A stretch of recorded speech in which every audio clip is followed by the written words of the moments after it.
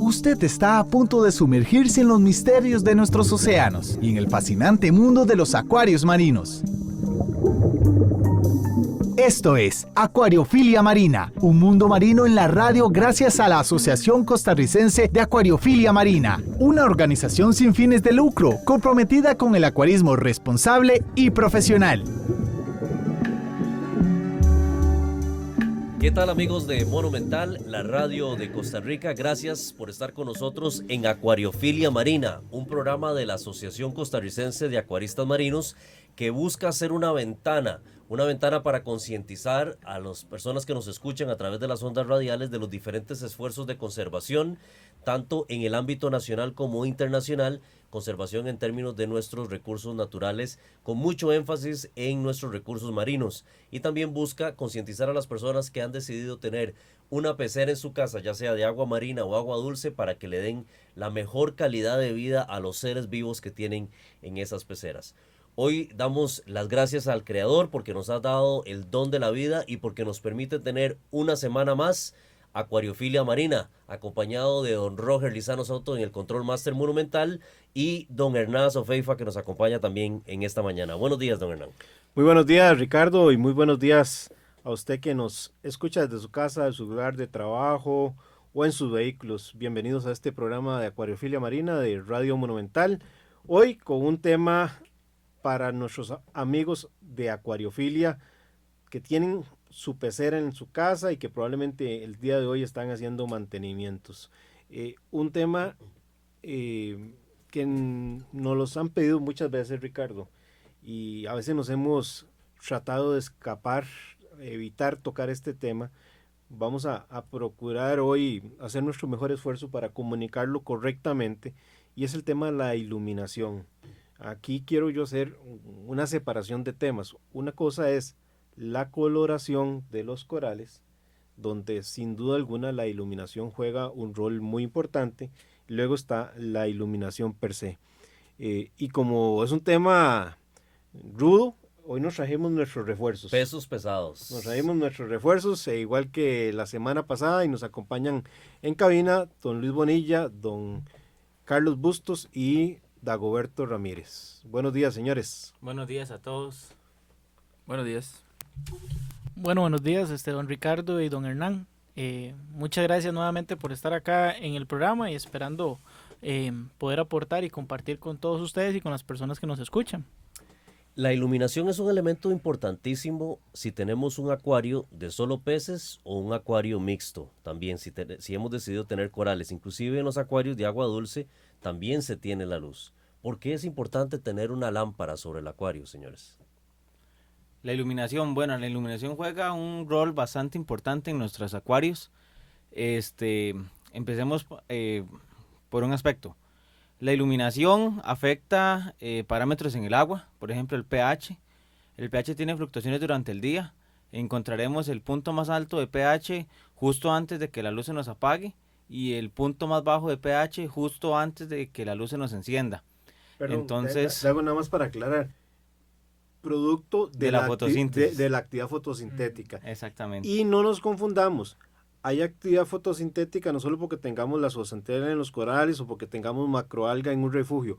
Hay fotosíntesis también producto del fitoplancton que está en nuestro acuario. Claro. Puede ser que no tengamos un solo coral en el acuario, puede ser que no tengamos un refugio en el acuario, pero si tenemos fitoplancton, realiza actividad fotosintética.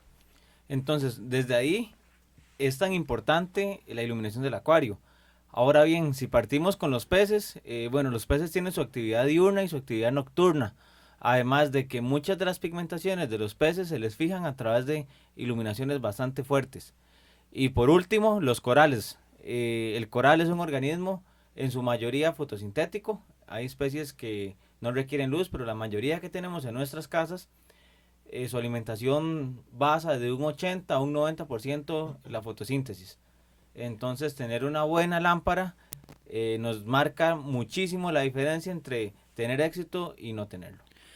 Dago, aparte de eso que usted menciona, a mí me parece que también un factor importante es la estética del acuario también, ¿verdad? Porque Claro. evidentemente tener una buena luz me va a permitir a mí poder contemplar y apreciar de forma correcta a los especímenes que yo tenga, ¿verdad? Claro. Porque, por ejemplo, hay corales que tienen una coloración que, por ejemplo, en tonos de luz blanca no se aprecia, como por ejemplo Claro. en tonos de luz un poco más azul, ¿verdad? Entonces, no solo los aspectos de parámetros que usted menciona, sino también un tema estético, ¿verdad? Hay que recordarle a los radioescuchas también, compañeros, que no conocen los corales en persona, que los corales poseen pigmentaciones fluorescentes y fosforescentes. Estas mismas son resaltadas por el tipo de luz que nosotros normalmente usamos en nuestros acuarios, que son los que los acuarios utilizan para captarla y asimilarla como su fuente de alimento. Así es. Don Carlos, esto es un tema complejo, ¿verdad?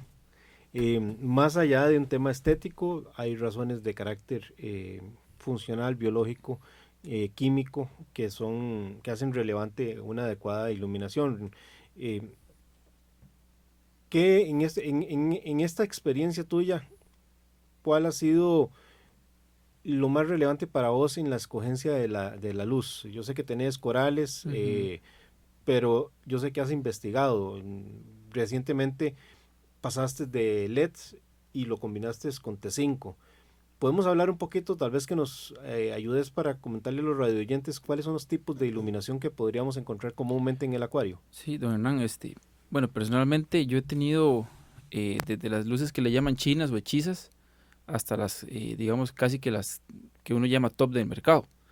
Y básicamente he cambiado de lámparas, conforme pasa el tiempo, por los corales que uno va adquiriendo. Hay unos que necesitan más luz que otros. En el momento estoy usando LEDs y lo combino con T5 y me gusta mucho esta combinación, pero ya ¿Vos nunca llegaste a usar bombillos de halógeno? nunca. Yo creo que de esta mesa solo yo. No, yo también. Yo sufrí. ¿Usted sufrió? Yo sufrí, sí. A ver, yo sufrí por la transferencia de calor Claro, que claro. da el Realmente, halógeno. los resultados son buenos, Pero para mí de las mejores coloraciones Claro. que uno puede obtener lo logra con focos de halógeno Claro. o metal halide. sea aluro metálico. De hecho, don Hernán, mucha gente que ha tenido esa experiencia dice que no hay una luz que se les compare, o sea, hasta el momento, ¿verdad? Con ese tipo de equipo. Correcto. El problema es la eficiencia, ¿verdad? De esos El equipos, gasto ¿verdad? eléctrico, El la gasto transferencia eléctrico, de sí. de calor y la sustitución del foco. Exactamente. Cada año había que Cada estar año. Entonces, el beneficio, digamos, o más bien las nuevas tecnologías, porque después salieron los T5 y después salió el LED, ¿verdad? Entonces han ido evolucionando y pues cambiando todo el paradigma de cómo era la iluminación en los acuarios marinos. Cuando yo inicié, que ya eso fue hace algunos añitos, ¿verdad? Hace como 9 años aproximadamente, ya lo que se usaba era T5, Metal Halide ya era muy poco, ¿verdad? Entonces, y ya estaba en sus inicios el tema de la iluminación LED, ¿verdad? Y poco a poco, al principio, como en toda tecnología, ha tenido sus resistencias y ha tenido sus cosas en las que ir mejorando la iluminación LED, pero ahora es una de las herramientas o de los instrumentos más eficientes con los que eventualmente nosotros podríamos tener corales, ¿verdad? Y peces inclusive, ¿verdad? No habría ninguna diferencia en eso, pero esas básicamente serían como las tres principales o las más populares, ¿verdad? Tipos de luz que podríamos tener, ¿verdad? Y evidentemente podemos hacer una mezcla de ellos, como lo que tiene el compañero Carlos, ¿verdad? Que tiene una mezcla de LED con T5 para complementar, porque tienen sus propiedades diferentes cada uno de ellos, ¿verdad?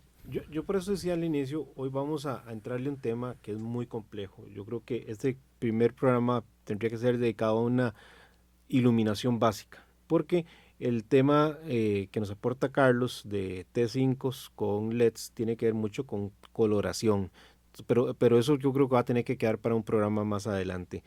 Si me permiten hablar de tres grandes elementos que podríamos estar haciendo girar la conversación del día de hoy alrededor de ellos. Don Hernán, podría hacer una pregunta antes de que pasemos a esa parte, que creo que es muy importante lo que vas a decir, pero para una persona que no tiene mucha experiencia en el hobby, si yo tengo solamente un acuario de peces, necesito una buena lámpara. A eso, digamos, a los elementos a los que me quería referir, Ricardo, es precisamente que hablemos sobre fotoperiodo, intensidad y espectro. Básicamente, yo creo que en el caso de, si yo tengo un acuario de solo peces, pues las necesidades los requerimientos van a ser muchísimo menores. Pero tenemos que entender que siempre vamos a tener, por ejemplo, a mí no me gustaría ver mi acuario siempre con roca gris, me gustaría verla con alga coralina. Y como alga coralina, ¿qué es? Pues va a requerir de un espectro adecuado para que pueda prosperar. Ya había mencionado el caso del fitoplancton, que requiere de hacer un proceso de fotosíntesis. Entonces, si el espectro de iluminación es incorrecto, esa fotosíntesis no va a ser también la correcta. Entonces, sí hay menos exigencia para un acuario de solo peces, pero eso no quita que podamos poner cualquier luz que se nos ocurra. Don Hernán, tal vez como para aclararles un poco a las personas que nos escuchan, el fotoperiodo es la cantidad de horas, ¿verdad?, eventualmente que se le va a dar de iluminación a un acuario. El espectro sería el tono, por decirlo de alguna forma, de luz, si más blanca, más azul. No. El espectro, ahorita le entramos a ese tema porque claro, no es fácil. Ha sido equiparado al color de temperatura, pero más que todo, el color de temperatura está asociado a los kelvins. El espectro está más ligado a las longitudes de ondas. Pero ya le entramos a ese tema. Digamos, era como para tratar de poner en contexto a las personas. Sí. Ubicarlos en el lenguaje, claro. Exactamente. Y bueno, y el otro tema va relacionado a la intensidad, ¿verdad? ¿Cuál es la intensidad de luz que debería tener para el determinado tipo de especies que yo vaya a tener, ¿verdad? Entonces, como para contextualizar un poquito, esos serían como a grandes rasgos, ¿verdad?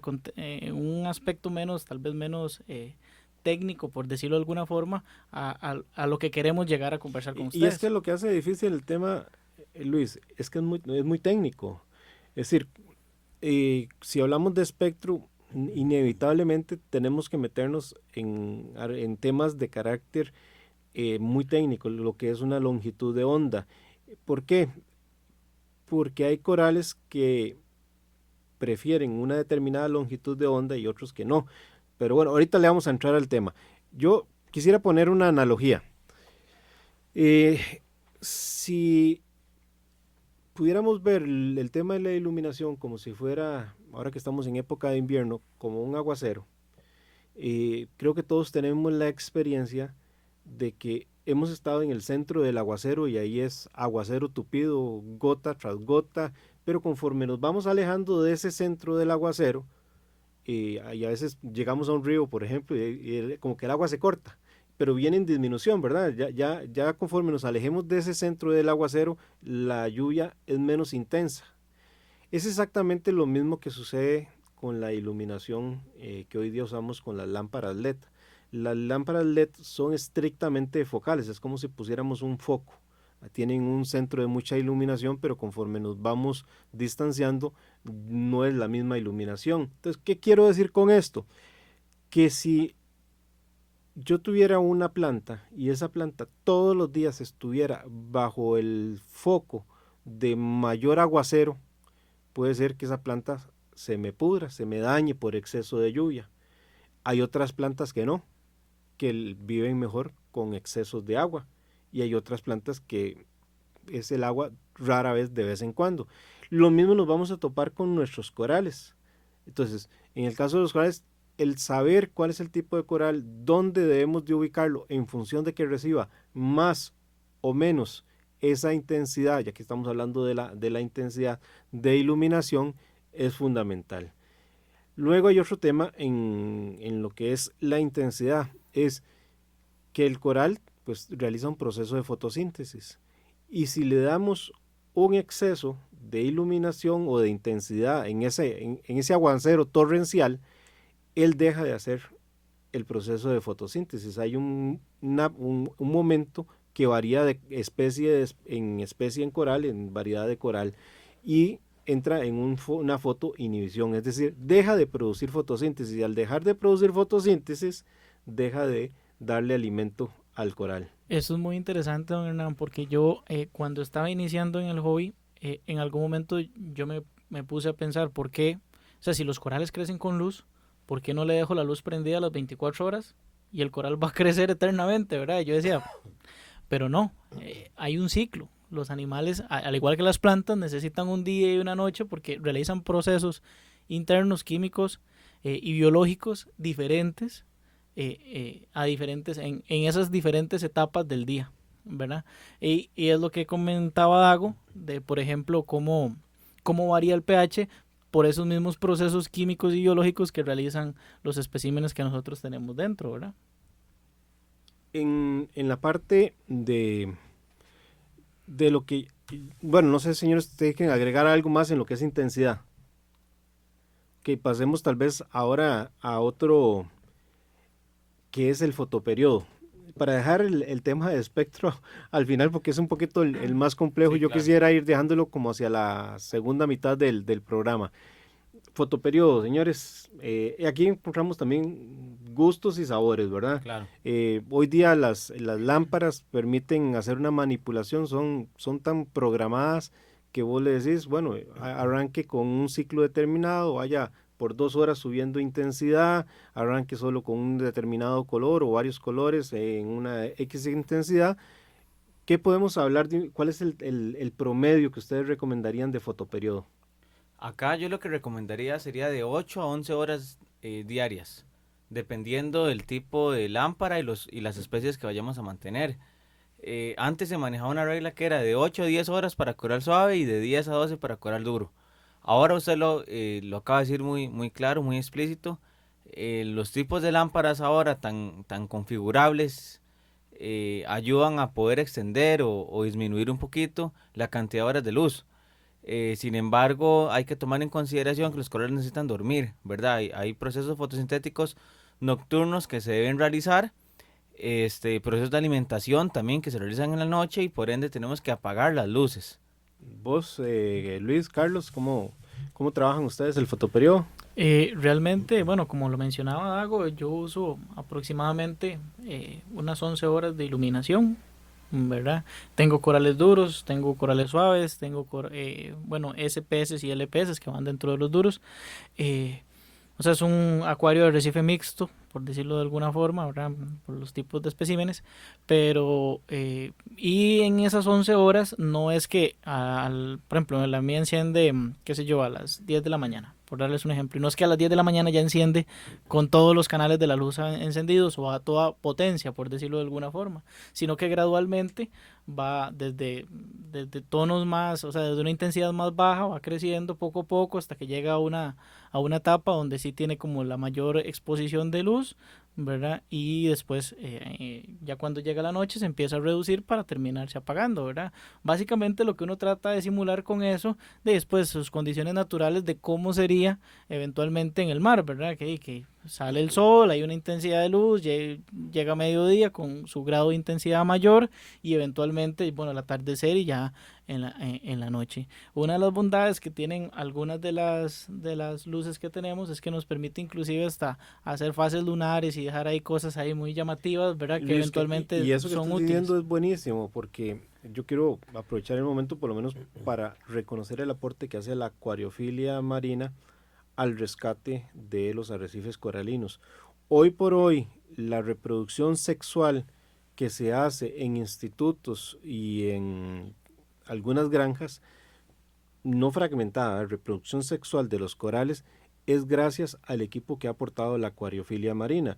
Y básicamente uno, con un sistema de APEX, que es un sistema de controlabilidad para flujos de agua, prendidos y apagados de luces, reproducir determinados patrones de iluminación y luces, digamos, de cierta gama, vos podés simular las condiciones para que el coral sea inducido a una reproducción sexual. Entonces, por lo menos en lo que se está realizando son cuartos absolutamente oscuros, como si estuviéramos en una habitación oscura, no entra nada de iluminación más que la que esté programada. Entonces, los investigadores están programando algunos datos relevantes. Son como 5 elementos importantes que se están tomando en cuenta, ¿no? Ahorita no les voy a confesar que no me voy a acordar de los 5, pero están controlando temperatura, iluminación, ciclos lunares. Normalmente en la luna llena es cuando se produce el desove de los corales, y dos elementos más que se me escapan.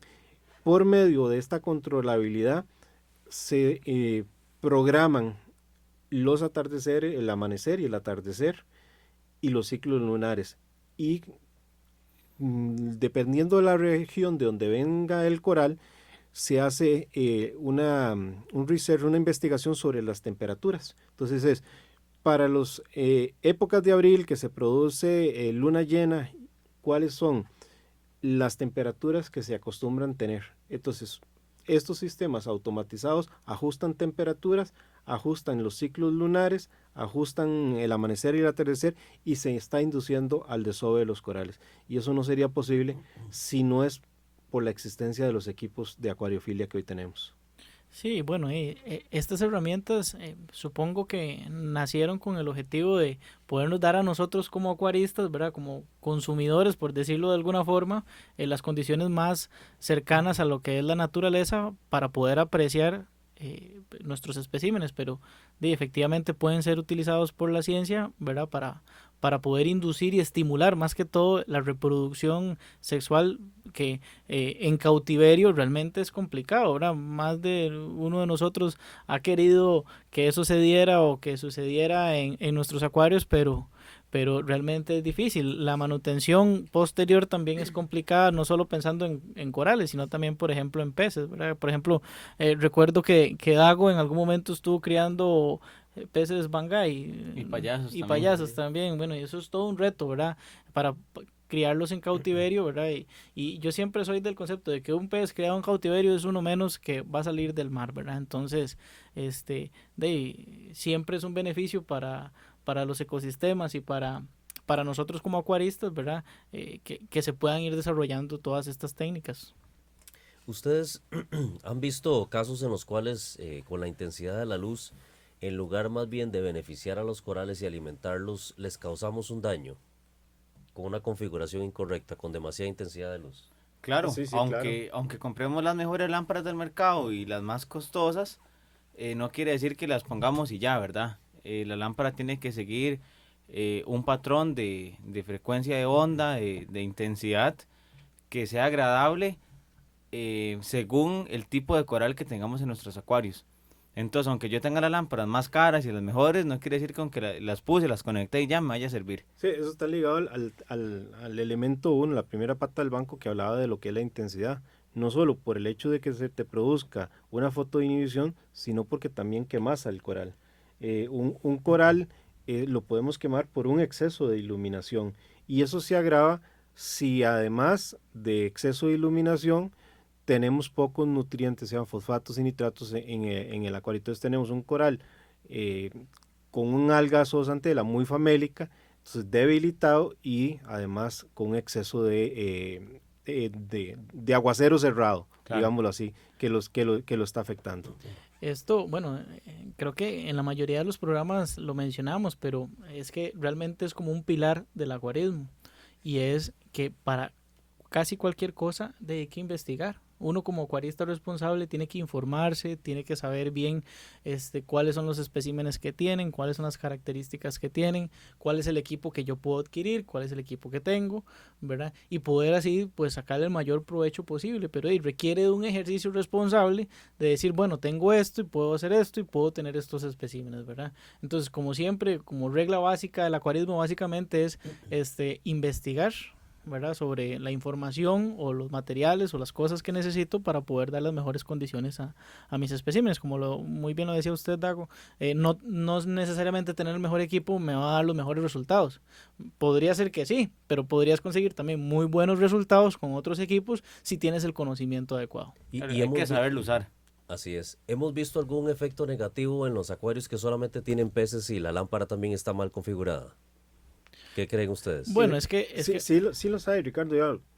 A ver, difícilmente podamos tener una medición porque no hay cómo medirlo, pero vos estudias el comportamiento de los peces, claro, y los ves peces más temerosos, peces más agresivos o más asustadizos, que no les gusta salir porque la iluminación o es excesiva o es deficiente.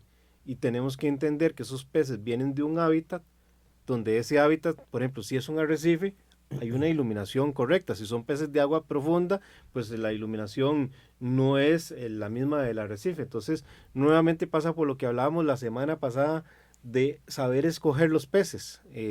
Entonces, sí, una iluminación deficiente hace que el pez, su sistema inmunológico no sea el más adecuado, entonces es un pez más propenso a enfermedades. Y no solo eso, don Ricardo y don Hernán, también una mala configuración de la luz no solo me va a tener repercusión en mis peces y mis corales, sino que también podrían propiciar el crecimiento de algas indeseables dentro del acuario, ¿verdad? Eventualmente. Entonces, sí, o sea, eso entre otros factores, ¿verdad? Si es un escenario propicio con los nutrientes apropiados y tal vez una luz mal configurada, evidentemente yo estoy haciendo un caldo de cultivo ahí para que las algas se reproduzcan y crezcan de una forma tal vez desproporcionada. Yo lo pongo también en esta perspectiva. El ser humano, vos lo metes en un cuarto semioscuro y no se va a morir de la noche a la mañana. Pero dejarlo toda tu vida viviendo en un cuarto semioscuro, lo que estás haciendo es restándole calidad de vida. Entonces, sí, no se murió, el pez no se me murió, pero no le estamos dando calidad de vida a ese organismo que tenemos. Entonces, como acuaristas responsables también tenemos que cuidar que la iluminación, aunque sea un acuario solo peces, sea adecuada. Haciendo un resumen, porque ya nos tenemos que ir al corte comercial. Hablamos de intensidad de la luz y hablamos del fotoperiodo. Vamos a irnos a corte comercial y al regreso vamos a estar hablando del tercer elemento que para mí es el más complejo de todos, que es el espectro de iluminación. Enseguida volvemos con Acuariofilia Marina, un mundo marino en la radio, gracias a la Asociación Costarricense de Acuariofilia Marina.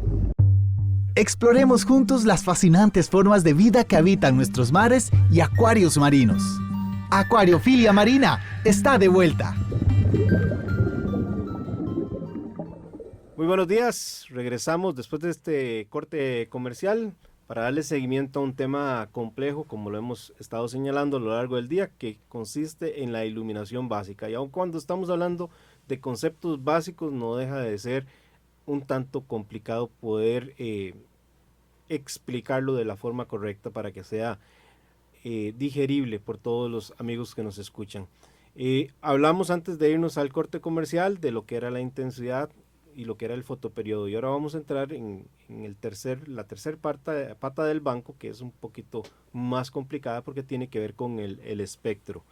Yo te decía al inicio, Luis, que el espectro no tiene que ver con el color, la temperatura del color.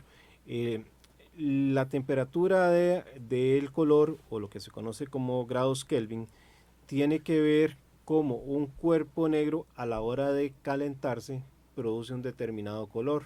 Entonces, yo no sé si se acuerdan ustedes, pero yo sí que soy más viejo y todavía existía en laboratorios de química en el colegio donde yo estudiaba.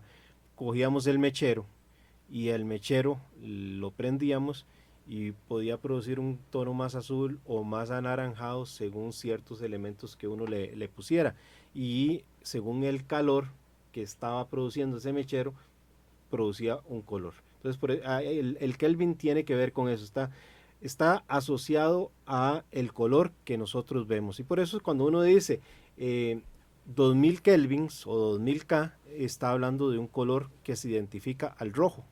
Cuando hablamos de un luz día y hablamos de 5500 Kelvin, eso es como un color blancuzco. Cuando hablamos de 10.000 kelvins, estamos hablando de un color azul, pero eso es la temperatura que está produciendo ese cuerpo oscuro cuando es calentado. El tema del espectro, ahora sí, voy a tratar de ver cómo le hago para explicarlo de forma tal que sea entendible por todos. No puedo obviar lo siguiente: la luz es una radiación electromagnética y lo que produce ella son fotones. Estos fotones se mueven unos más rápidos que otros y eso produce lo que se llaman las longitudes de onda. Las longitudes de onda las podemos medir como cualquier escala, es decir, podemos medir por centímetros, por kilómetros. Las longitudes de onda, es decir, cuán rápido sube y baja un fotón, eso se mide por nanómetros.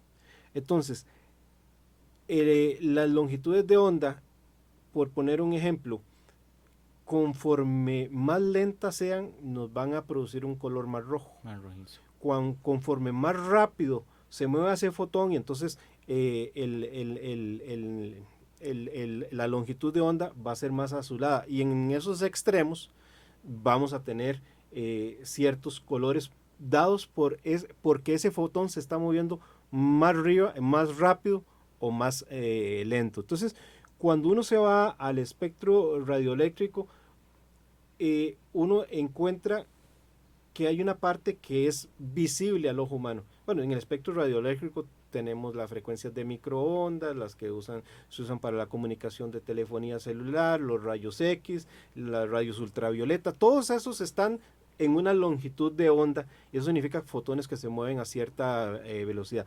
Pero de todo ese espectro radioeléctrico, lo que realmente es visible al ojo humano son las longitudes de onda que van desde los 750 nanómetros hasta los 380 nanómetros. Entre más azul veamos un color, significa que esa longitud de onda se mueve más rápido, y la longitud de onda color rojo se mueve más lento. ¿Okay? Establecido eso, ¿por qué es importante lo siguiente? En el mar, cuando la iluminación penetra, no toda la luz llega hasta el fondo. Hay longitudes de onda que se van quedando en el camino. Entonces, acordémonos que entre los 620 y los 750 nanómetros vamos a ubicar los colores rojizos. Entre los 590 y 620 vamos a encontrar los naranjas. Entre 570 y 590 el amarillo. Los verdes van a estar por los 490 a los 570, y el azul entre los 450 y 495. ¿Por qué es que cuando un acuario está iluminado con luz azul resaltan más los colores los pigmentos fluorescentes? Porque después del azul, de los 450 nanómetros para abajo, lo que encontramos ya la luz ultravioleta, y por eso es que resaltan más los pigmentos fluorescentes. Pero volviendo al caso del mar, a partir de los primeros de la superficie del mar y hasta 5 metros de profundidad, ahí es donde el rojo es visible. Por debajo de los 5 metros ya el rojo no sigue penetrando. Ahí llegarán por debajo de los 5 metros, y hasta los 15 metros vamos a encontrar los naranjas, los amarillos.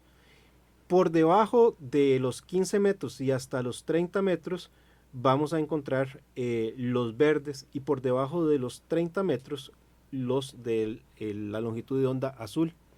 Entonces, al producto de la evolución de miles de millones de años, vamos a encontrar que el color azul, la longitud de onda azul, es la más eficiente para que el alga zooxanthella produzca el proceso de fotosíntesis, porque es la longitud que más penetra a lo largo de la profundidad del mar.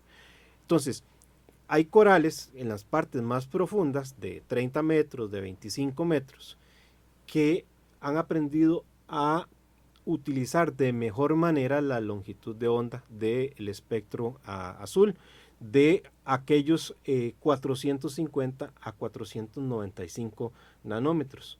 Entonces, cuando hablamos del espectro en temas de iluminación, yo tengo que también pensar de dónde viene ese coral, de qué parte de la profundidad del mar viene ese coral, para entender cuál es la luz que mejor le va a favorecer en la producción de su proceso de fotosíntesis. No sé, ¿cómo vamos hasta el momento? Bueno, yo tengo un enredo. Claro. No, mentira. No, lo tengo, la explicación ha sido lo suficientemente clara ¿verdad? Y no, más bien agradecerle porque ese tipo de explicaciones le permiten a uno tener cierta conciencia y le abren a uno la mente para poder entender por qué es que hay por qué es que se dan ciertas circunstancias en nuestros acuarios. Es importante aquí señalar, don Hernán, que la mayoría de las especies que nosotros tenemos vienen de todas partes del mundo, ¿verdad? De diferentes zonas, con diferentes condiciones, con Exacto. diferentes tipos de iluminación Por eso y perdón, Luis, profundidades. por eso el espectro de iluminación azul es el más eficiente. Porque es el que llega hasta el fondo. Porque, Entonces, el que está desde la superficie, abarca, claro. porque está desde la superficie hasta el fondo. Entonces, el coral aprendió a hacer un uso más eficiente de la longitud de onda azul. Si vos iluminas un coral solo con luz roja, ese coral se te va a llegar a morir. Claro. Porque no aprendió a hacer un uso eficiente de la luz roja o de la longitud de onda que nos hace ver la luz roja, y por tanto va a ser muy deficitario en la producción del proceso de fotosíntesis y por tanto en los desechos o azúcares que utiliza el coral para alimentarse. Perfecto, sí. Entonces, como lo mencionaba don Hernán, y no solo, esto no aplica solo para la luz, sino que aplica para cualquier otro parámetro que queramos controlar. Siempre nuestros especímenes, tanto peces como corales, como lo decía, vienen de lugares muy distantes, con condiciones muy diferentes, que no necesariamente sean compatibles. Entonces ya nosotros, al tenerlos ahí, los forzamos a estar con algunas condiciones o con algunas características que no precisamente sean las idóneas o las que en la naturaleza tendrían, ¿verdad? Entonces, y otro aspecto, Luis, que creo muy acertado lo que está señalando es las condiciones de agua que tenemos en nuestros acuarios también puede jugar en contra de la luz o a favor de la luz. Si tenemos mucha partícula, mucha suciedad en el agua, eso corta. Si tenemos lo que como le llamamos un cobertor de pecera, para que los peces no nos salten entre el agua y la lámpara, también eso corta un porcentaje de la efectividad de la luz. Ricardo, también las grasas superficiales que se nos acumulan, eso afecta. Por los alimentos, claro, los aditivos. claro, afecta bastante. excelente. Nada más para que tengamos una mejor idea. Querer determinar con el ojo humano cuál es la luz más adecuada para nuestro acuario es totalmente erróneo. Claro. Por eso es que es importantísimo el tema del espectro. Entonces, cuando ya sea que compremos una lámpara hechiza o sea una lámpara muy cara, lo importante es que esa lámpara pueda reproducir el espectro adecuado para iluminar el coral. Porque tal vez al ojo humano uno dice, mira, está produciendo muy buena luz, pero el ojo humano es muy eficiente viendo la luz entre los 500 a los 650 nanómetros. Pero la producción de la fotosíntesis no es eficiente en ese rango. Los rangos más eficientes están entre los 400 y los 550 por ahí, y luego entre los 600 a 700. De hecho, del rango de 600 a 700, que es hacia el lado de los rojos, se produce buena proceso de fotosíntesis, pero aquí debemos distinguir que una cosa es producir fotosíntesis por parte de macroalgas y otra por parte de zooxantelas. Claro. Por eso es que para macroalgas usamos colores en reactores de algas, ya sean luz blanca o luz roja, que es lo que ustedes normalmente pueden apreciar, ¿verdad? ¿Por qué? Porque para macroalgas es más eficiente la producción de la fotosíntesis en esa luz. Si ustedes lo ven, tiene lógica. ¿Dónde van a encontrar ustedes las macroalgas o pastos con mayor abundancia en el mar? En las zonas más bajas. En las zonas de menor profundidad. Claro. Entonces, los corales, sí, vamos a encontrar en lagunas, corales y demás, y ahí va esa parte de, yo les decía, de la longitud de onda roja que penetra hasta los 5 metros, sigue siendo muy eficiente para esos corales, pero el azul es la que es muy eficiente para todo el rango. Claro. Ahora bien, de hecho, don Hernán, perdón Luis, no se preocupe. Uno puede llegar a encontrar lámparas especiales para macroalgas que vienen con una relación roja y azul, dependiendo del tipo de la lámpara, ¿verdad? Correcto. Sí. Ahora, vean otro dato interesante, cuando uno compra cierta lámpara de marca, ustedes van a encontrar un control que habla de UV. Acordémonos que la luz ultravioleta son tres tipos de luz de ultravioleta, UVA, B y C. La más dañina es la C, que es la que utilizamos en los sistemas de filtración. Exactamente, para realizar esterilización. Pero la luz ultravioleta A va de los 315 a los 400 nanómetros, pero de los 400 nanómetros hacia arriba lo que tenemos es el azul. Es decir, por eso es que en nuestras lámparas vamos a encontrar siempre un preset para UV, luego para luz azulada, luego luz un poquito más verde, amarilla, hasta roja. Y es por esa razón. ¿Por qué? Porque la luz ultravioleta penetra más a las profundidades del mar. Básicamente, ese es el tema un poquito complicado. Yo sé que todavía hay que digerirlo más, pero estamos hoy apenas en este programa hablando de los principios básicos de iluminación. Claro, don Hernán.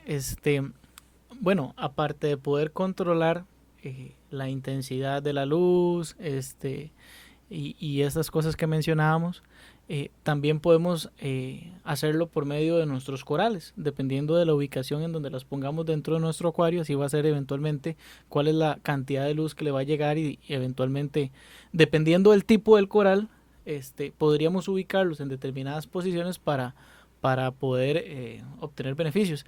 Tal vez Carlos nos habla un poquito sobre eso. Bueno, en mi caso, ya con un poquito más de conocimiento, Hernán y compañeros, uno va adquiriendo tipos de corales, como dice Luis, que tienen ciertos requerimientos, más demanda de luz o menos demanda de luz. El coral, el duro, el SPS, pues es un coral que le gusta la abundancia de luz, entonces por lo general se acomoda en la parte de arriba. Y lo que son suaves o LPS, pues siempre es de la mitad de la pecera para abajo. Así lo tengo acomodado yo y me ha ido bien. Ahora, don Hernán, yo tenía una pregunta. ¿Por qué? Déjame nada más para completar lo que acabas de decir, porque hay una razón por la que tenemos que ubicar los SPS arriba. Algunos otros corales van hacia el medio y hay otros que pueden ir abajo, como el caso de los blandos. Los blandos no requieren realizar un gran proceso de fotosíntesis para mantenerse con vida. Hay un tema que no puedo dejar de lado, que es el PAR. El PAR es el potencial de radiación fotosintética. Es decir, cuando yo ilumino hacia abajo con un LED y penetra esa luz, ¿cuánta de esa iluminación puede ser aprovechable por el coral para producir la fotosíntesis? Eso es lo que se conoce como PAR. ¿Cuál es el potencial de radiación fotosintética que nos produce esa iluminación? Entonces, PAR no tiene que confundirse con intensidad de luz. Entonces, cuando hablamos de PAR, es que podemos asociarlo a los tipos de coral. Hay corales que requieren PAR más bajos o PAR más altos. Entonces, el PAR significa que si yo tengo una acropora y es una acropora que requiere un PAR de 600, quiere decir que requiere una abundancia de radiación para realizar su proceso de fotosíntesis. Si es un PAR bajo, significa que requiere menos radiación para realizar el proceso de fotosíntesis. Voy a ponerles el ejemplo con algunos corales que digamos ya a nivel científico se les ha encontrado cuál es el mínimo o los rangos ideales para que estos puedan realizar su proceso de fotosíntesis. Por ejemplo, una Acropora cerviconis tiene un requerimiento mediano de PAR. El mínimo que debería recibir son 281 PAR. El ideal son 306 PAR. Pero así como esta Acropora cerviconis tiene esa necesidad, podemos encontrar, por ejemplo, la Acropora granulosa, que requiere un mínimo de 53 de par y un ideal de 100 par, con un máximo de 450. En el caso de la cervicornis, el máximo para no caer en una fotoinhibición es de 600 par. Pero tenemos otro tipo de corales, por ejemplo, las montiporas. Por ejemplo, una montipora tuberculosa, el mínimo son 100 par, el máximo 400 y el ideal son 300. Una pavona anda con un mínimo de 110, 230 ideal y de máximo 350. Un poritis anda, vean el caso del poritis, por ejemplo el caso de el poritis lutka, tiene una alta demanda de par, el mínimo son 400, el máximo 750 y el ideal 575. Entonces, lo que quiero decir yo con esto es que uno debería hacer un esfuerzo en conocer, así como hablamos hace 8 días sobre las necesidades particulares de los peces, uno también debería hacer un ejercicio de cuáles son las necesidades de los corales que vamos a meter en nuestro acuario. ¿Para qué? Para saber dónde introducirlos. Si yo sé que tengo un coral que tiene una alta demanda de par, ese es un coral que yo debería ponerlo en la parte más alta y casi que debajo de la lámpara de iluminación. Pero si es una montipora, ya no tengo que ubicarla ahí, porque más bien le voy a dar tanto par que va a entrar en un proceso de fotoinhibición. Don Hernán, igual, la mayoría de los acuaristas, y yo me incluyo, yo nunca he medido un par en mi acuario, pero sí tengo muy en claro de que el tipo de coral que estoy comprando. Entonces, si estoy comprando un coral duro, de la mitad de la pecera para arriba es donde lo ubico. Igual si es suave, para abajo.